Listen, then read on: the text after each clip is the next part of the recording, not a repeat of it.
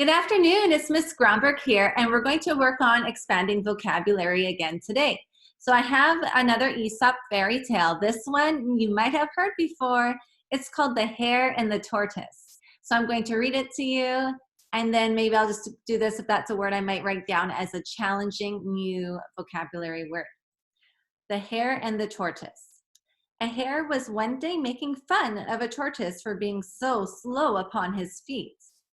"Wait a bit," said the tortoise. "I'll run a race with you and I'll wager that I win." "Oh, well," replied the hare, who was much amused at the idea. "Let's try and see." And it was soon agreed that the fox should set a course for them and be the judge. When the time came, both started off together, but the hare was soon so far ahead that he thought he might as well have a rest. So down he lay and fell asleep. Meanwhile, the tortoise kept plodding on, and in time, plodding is a word, and in time reached the goal. At last, the hare woke up with a start and dashed on at his fastest, but only to find that the tortoise had already won the race. Slow and steady wins the race. So that's the story of the hare and the tortoise. So what I'm going to do right now is I actually already underlined those words that when I put my finger up, which meant that was a challenging word and I want to look it up in the dictionary. So while you're reading a book that's challenging, you can use sticky notes if you would like. So if it's something you can't write in, I would do that so that you can find your challenging words quickly. You could also, if you're allowed to, then highlight on the text, especially if it's something you print from the printer, right? Then you can for sure write on it. So for me, I actually wrote out the story. Now, I don't want you to worry about copyright for this because it's fine. It's the Aesop's fairy tales are all online. If you're in Canada, that is, or in the States, or most places, all of Aesop's fairy tales are now copyright free because you'd have to look into the copyright laws. But I've gone under Gutenberg, the Project Gutenberg, and they have a lot of free books that you can read online. So I've read all the small print, and you don't need to actually even reference that it came from Gutenberg because it's copyright free. So just so you know, don't worry. You can actually take this text, and I'll put the link for all the Aesop's fairy tales below. So what I actually would encourage you to do is to write it out. Writing out's a great thing to do if it's not, super duper long, because it slows your thought process while you're writing. Things become more clear when you slow your thought process. Everything nowadays, it feels like go, go, go, go, go, go, go, and we can miss out on a lot of little pieces of information. And sometimes it's those little things that we find when we slow our minds down to write it out. Sometimes those are the most important facts or most important findings, okay? So anyways, writing it out is a great thing to do. So if you could write it out and then highlight any of those challenging words. I have a few different things we're going to do with this story. In another lesson, I'm going to show you how to annotate. So you're going to have to draw little pictures to go with the words. So it's nice if you have something you can actually write on, right? So rather than just reading it online, if you have a printer at home, of course, you can print the story. Anyways, so I'm going to look up wager in the dictionary because that was one word I highlighted. I'm going to try to move it along fairly quickly today because I've done this similar activity before where you have to write the word, the challenging word, the definition, the synonym, and the antonym. Okay, so I'm just showing it closer in case you need to write it down. You're going to write down, once again, the word. So you don't need a huge space for that.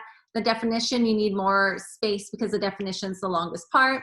Synonym just means a word that means the same thing or something very similar to your word, and it will actually help you remember that word.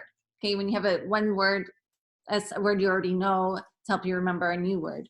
Now, antonym means the opposite. So I find the antonyms actually the most challenging to find at times. Sometimes I get stuck on that one, and I just do the best that I can to think of an opposite, okay?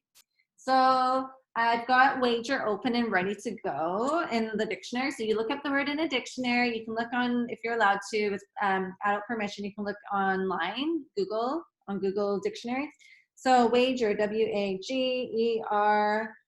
it says here that it is something risked on an uncertain event. So I'm going to stop there because that sounds pretty good. I have to make sure I take that definition and use the context of the story. If it doesn't make sense within the context of the story, then it's not a great definition for here.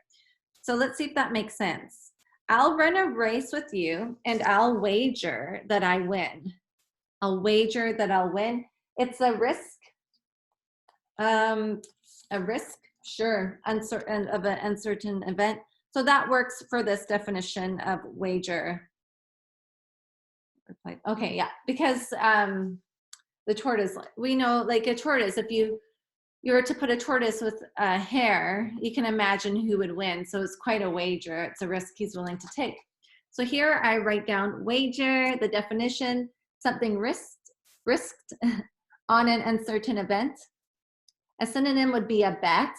Okay, so I bet. Let's see if I replace the word wager for bet. I'll bet that I win.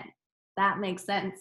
And an antonym would be with certainty. Like I know 100% that I'm going to win. Yeah, that would be an antonym. That's the opposite of a wager. Okay, so that's as close as I could get. Once again, it's not like this perfect opposite, like happy and sad. That's a very easy opposite, off and on. So we have to get a little bit creative sometimes with our antonyms. And once again, it's what makes sense to you, what's going to help you remember that word, okay? So I am moving ahead to the other word that I underlined. That word is judge. Okay, I think of judge as in a court, but I would look it up in a dictionary. I have this ready for you so that it's not too long of a video. Okay, so I wrote the word judge. I looked it up in the dictionary. It says, to form an opinion or conclusion about something. Because I'm not going to write about the person in court. That's not what we're talking about here. We're talking about forming opinion, making a judgment statement. A synonym, I wrote a few. So synonyms would be think, to decide, to discern, works close to the word judge. And then I have the antonym, the opposite is to overlook something, to miss something, to ignore. So you're like, or maybe you don't really care, so you ignore something. So those would be not perfect opposites once again, but those would be different than the word judge and along the other spectrum on the other side. Okay, so I'm gonna keep reading. I'm going to look for my other nice red line. You could have highlighted your challenging words. So we do that one more time. Oh, and I see the word is plotting, but my sentence is kind of broken apart. So I want to finish reading my sentence. So when I look in the dictionary, that I find the word, the meaning in context. So meanwhile, the tortoise kept plodding on. Some sort of movement. I can tell that's a verb. It's an action word, but I don't know exactly what do they mean by plodding. We're talking about the tortoise. So they must be moving. I mean, I know a tortoise moves slow, but let's see. Like I can use context clues to think of what the meaning probably means. So look up the word in the dictionary and then find that plodding means, the definition, to move, to progress or develop at a slow but constant and deliberate pace.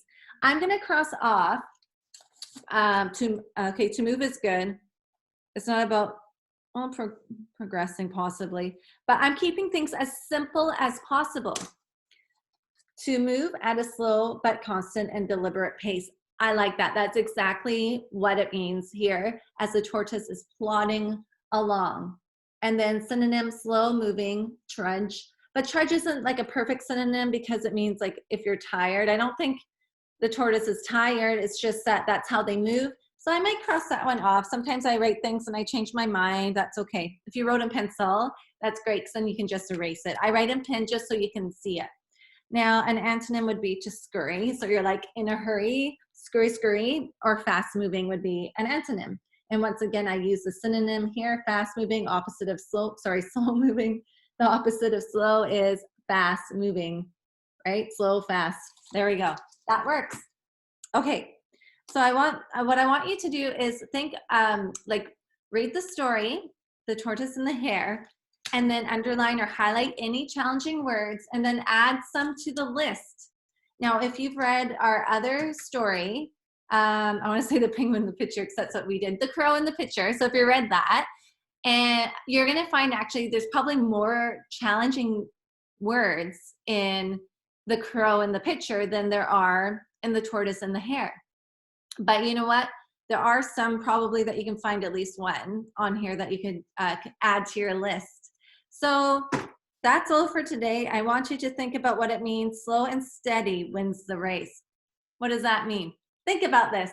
Thanks for coming, and I look forward to seeing you again. Bye for now.